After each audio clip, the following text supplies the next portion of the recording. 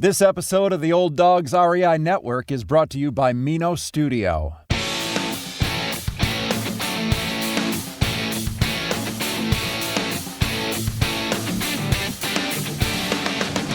Welcome to the Old Dogs REI Network, where cash flow is king. Real estate investing, the means, so you can enjoy your retirement dreams. This is the show where we cut right to the chase. No sales pitch, no long monologues, just simple how-to real estate investing advice, so you can earn the passive income you need to enjoy your retirement today. And now, your host and chief old dog, Bill Manassero. Hello, old dogs, and welcome to Fun Facts Friday. This is our once-a-week, only on Friday show, where we have special episodes not featuring guests, where I will share tricks, tips, terminology, and techniques that will help skyrocket you to real estate investing success. Today's topic is house hacking over 50. Hey, but before we get started, you know the drill here. How are you guys doing? I know there's a lot of things going on in this world, especially COVID related, but I'm hoping that you guys are getting on track for your real estate investing strategies, and I hope that you're not being discouraged because of so many things going on out there too. I know that there's a lot of uncertainty in the marketplace and the economy, and I think that really you've got to keep moving forward, because we could sit around and wait, like some are doing, thinking, well, there's going to be some better deals down the road, and that may be a perfectly legit strategy. Or you can continue to buy and still try to just get things that are below market, try to get deals. Wouldn't pay above asking price, but I certainly think you can still find some good deals under market. So I just want to encourage you to keep going forward. And there are a lot of different strategies. I think if you listened to a number of our podcasts, you'll see people are doing different things. A lot of people invest during the worst times and still do well. So hang in there, and I think things are going to go great for you. So don't be discouraged. If you've got any questions, hey, you know where I am. You can write anytime, no problem. Okay, let's move on. Hey, the tip of the week. Top 10 due diligence mistakes. Number 1, not checking the last 3 months' bank statements. Number 2, not looking for outliers on P&L statements. Number 3, not doing a risk reduction rent audit. Number 4, not knowing the school ratings of the area you're buying in. Number 5, not knowing the crime stats for that area as well. Number 6, not doing a lease audit. Number 7, not driving or shopping the comps in that area yourself. Number 8, not comparing to market rent comps. Number 9, not analyzing numbers properly. In other words, your T3, your trailing 12. And number 10, analyzing off of pro forma. You never do your analysis off of the pro forma. You know that. Okay, guys, that's top 10 due diligence mistakes. Well, let's move into our topic now. This is a big one, house hacking. Okay, we talk about house hacking a lot on the Old Dogs REI Network, but this isn't just house hacking we're talking about. We're talking about house hacking for those people that are over 50 years of age, okay? Now, if you don't know what house hacking is, it refers to the situation where people buy a house or multifamily property, live in part of it, and rent out a part or other parts of it so that your tenants pay your mortgage and help you generate cash flow, okay? So, that's, sort of the basic idea. Now, there's a lot of different types of house hacking that you can do. And so we're going to try to give you a good overview. But again, we're talking about house hacking for those folks who are over 50 years of age. Now, usually when you hear about this, it's usually the 20-somethings that are doing it. Maybe it's a single person or a young couple, and they're doing it to sort of start off the right, the right direction. You can get a house at the same time. That house can turn into a rental property that you can move out of, and then you can go to another and do the same. And so, it's kind of relegated to that younger group. Well, we old dogs here, we don't want the young pups to get all the fun. So we're going to talk about how are people over 50 house hacking. And I'll give you some real solid examples as well as things you might want to consider. Okay. So generally, a person can buy, for example, a single family home. And people live in half of the house or part of the house and rent out the other, or rent out rooms in that house. Or they may live in one room and rent out all the other rooms. They may buy a small multifamily property, and this is kind of what I would recommend, but they're both lucrative there. But like a duplex, triplex, or fourplex, where they live in one unit and rent out the others. The rent they receive, if they bought right, it should exceed their monthly mortgage, including taxes and insurance, and can also generate additional cash flow on top of that. So that's kind of the basic concept. Now, but did you ever think, of this for yourself if you happen to be over 50? A lot of people don't, for the most part, and and why would they not? I would say, just looking at my own life and looking at other people I know, they generally already have their own home, and they, may even own it outright. So they're thinking, why would I want to buy a smaller place and live in one of the units when I have this big house that I own? That's one reason. They also are used to having sort of their own space, their own home, and why would they want to share the building they live in with other people? So those are just sort of the top of mind, what some people deal with. However, there are some older folks whom house hacking may have an appeal. And these are some of those situations, okay? Empty nesters, okay, whose kids have all grown up and left the nest, and now they are left with this big, huge house.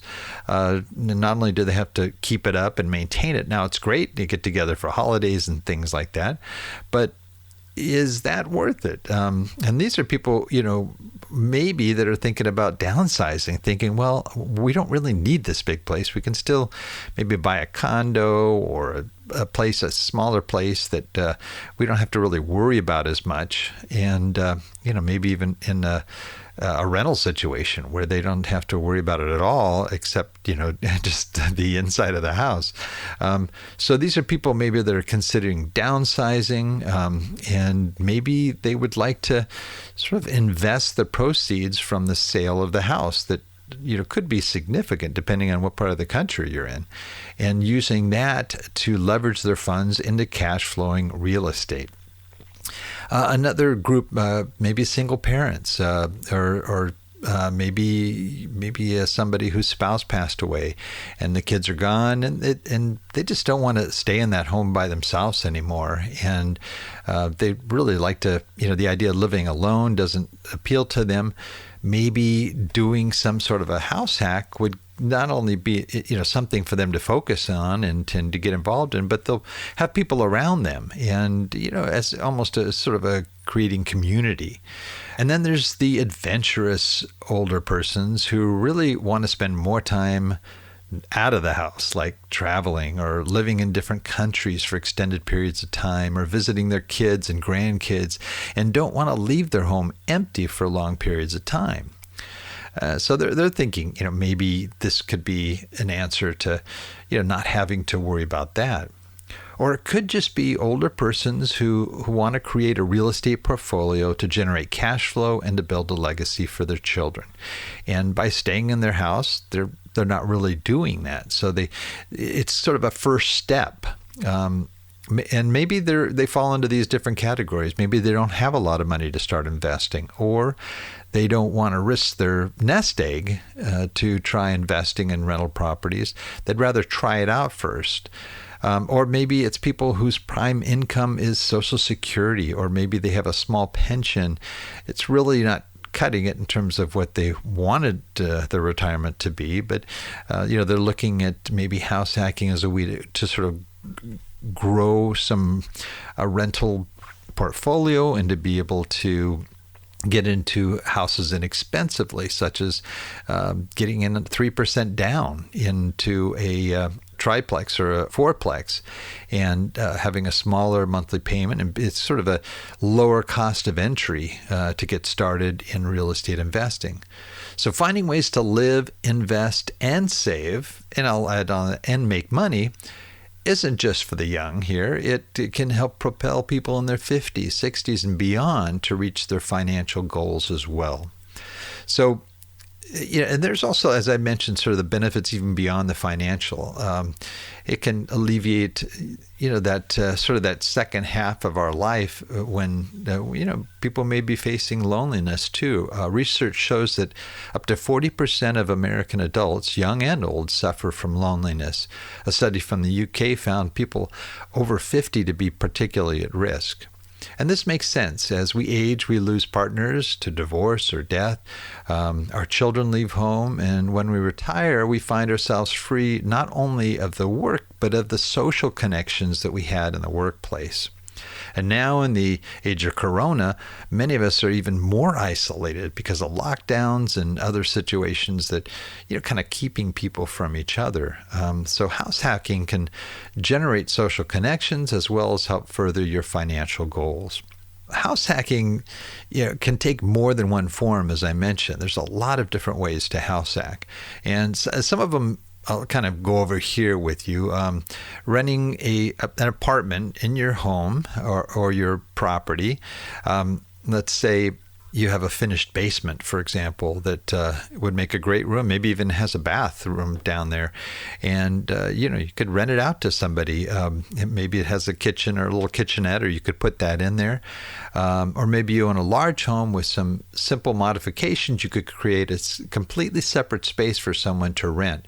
Maybe an upper level, maybe above a garage, what they call a mother-in-law suite or what have you, or even RV parked on your property. I know people that have rented out RVs that they don't use that often to generate income as well. Or maybe convert a little tiny house on the property, a garage. There's a lot of different options there.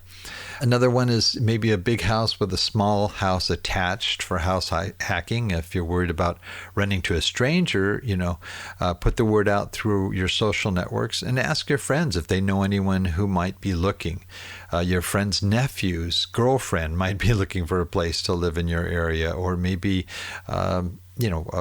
your niece or somebody that through family could be a way to start out something like that.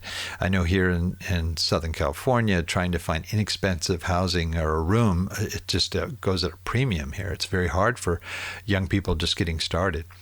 And then there's also the long-term versus the short-term rental. You might want to weigh this out because we're usually talking about Airbnb or VRBO, where you're renting out a room or part of your house to people that are coming in for short-term stays. Or maybe you could also say, hey, I want somebody for no less than 1 month, or you can set parameters there. But basically, we're talking short-term rentals.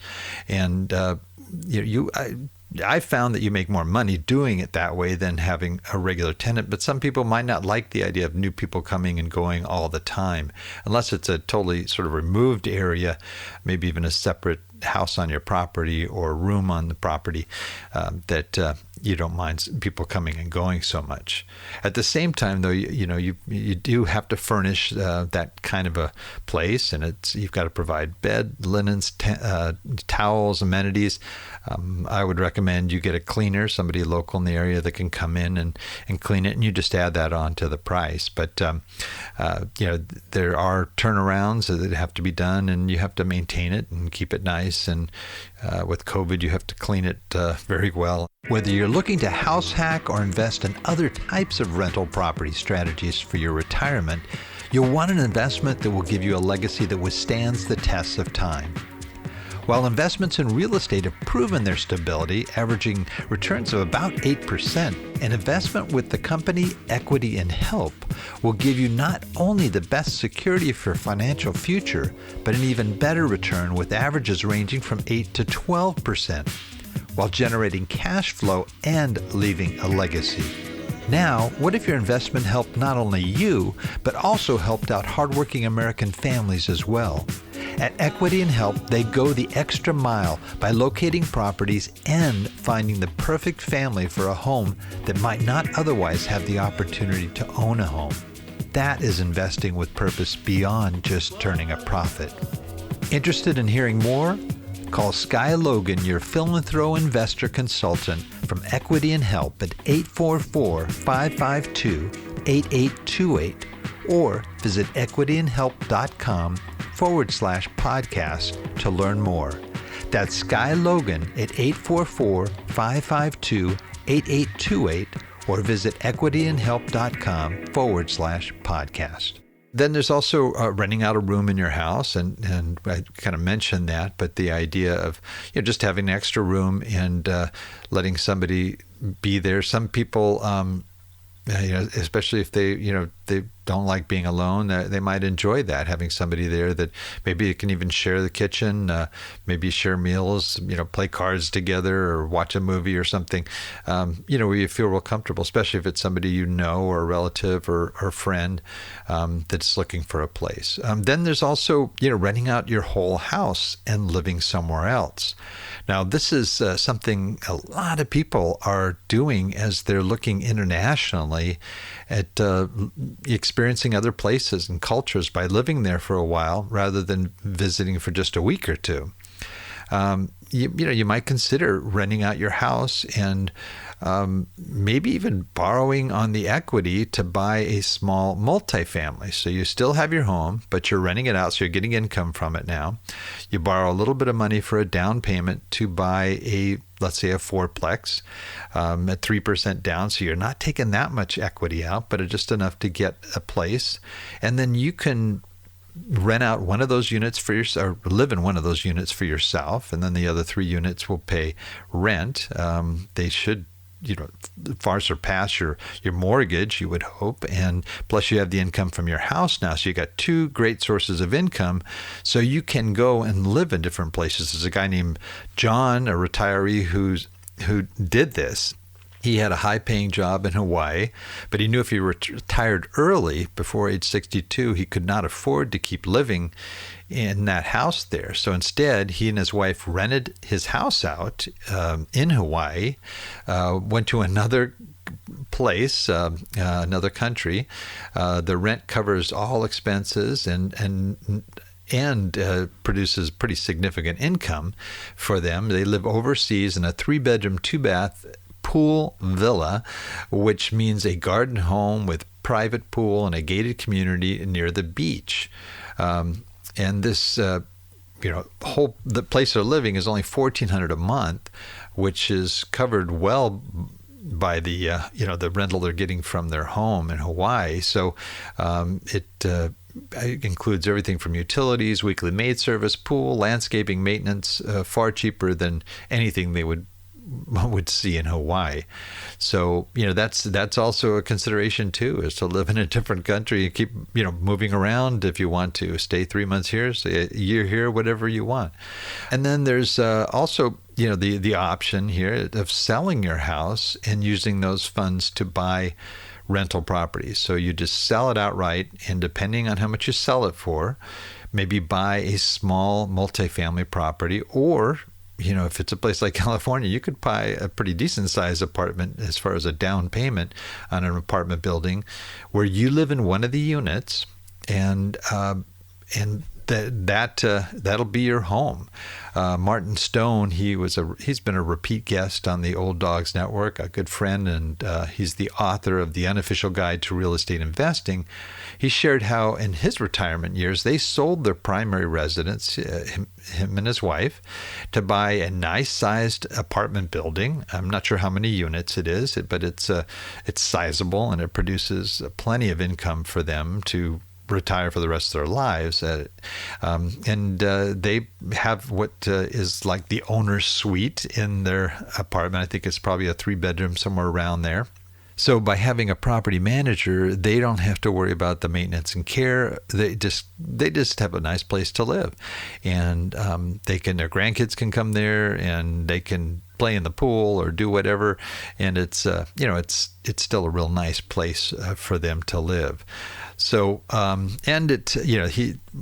he also has other rental properties in addition to that, so they're well taken care of. They can go where they want and do whatever they please, because they have the funds to be able to do that, throughout their retirement years.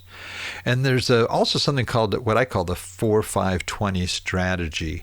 With this strategy, a number of house hackers have used it as a way to build their rental property portfolios. And this strategy, you buy a new fourplex every year. Okay, so for 5 years. So that's the fourplex. 5 years, and by the time you complete the 5 years, you have 20 units. So that's the 4-5-20. You basically buy a fourplex, and it's a personal residence, so you get not only better interest rates, but you also can put less money down. Maybe 3% down if you want to, or if you don't want to have to go through the paying the extra mortgage insurance, then you can put more down. But the idea is you do this every year. You stay there for a year, which is the requirement. I know with the FHA loans, that's the requirement. And at the completion of that year, you buy another one and you do the same thing. And you do this for 5 years until you have 20 cash flowing units. And when you stayed in those places, you did the improvements, increased rent, and boosted the equity in the property. So now it's going to be worth more. At the end of 5 years, you can stop and either just continue receiving the monthly cash flow to support you through your retirement, or you could leverage your equity now, which should be up there if you have been improving and increasing rents, by selling the property or borrowing against the property to buy more apartments. Anna Kelly, who was a guest on the Old Dogs REI Network, in episode 361 called How a Girl from the Projects Became a Millionaire Real Estate Mom, she shares how she uses strategy and to build up a multi-million-dollar apartment portfolio. So there are a lot of different ways you can do this through house hacking. Now, are you a good candidate for house hacking? You'd really have to ask yourself that and ask some of the tough questions. There are a few things to consider before you think about house hacking. For one thing, you must live in the property, okay? And even if it's just for 1 year, you still have to live in it. It has to be your personal residence. If you purchase the property and don't live there and say it is your primary residence, you could, it would constitute mortgage fraud. So you don't want to do that. And you don't necessarily have to stay there forever, of course, but most lenders have a certain time requirement before you can move out of the property financed as your primary residence. So you have to make sure you know the rules. For FHA loan, I believe it's 1 year.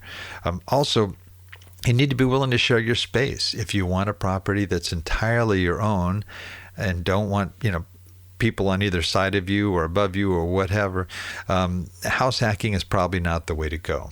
There are also some big, potential downsides you must be willing to deal with. For example, if the cash flow is an important part of it, and maybe you don't have other properties, you're going to be dependent on that income. So like with any rentals, vacancies and unexpected maintenance expenses can sometimes cut into that income. So I would recommend you get a buffer where you have enough rental properties that if you have vacancies, it's not going to impact your daily living expenses and so forth.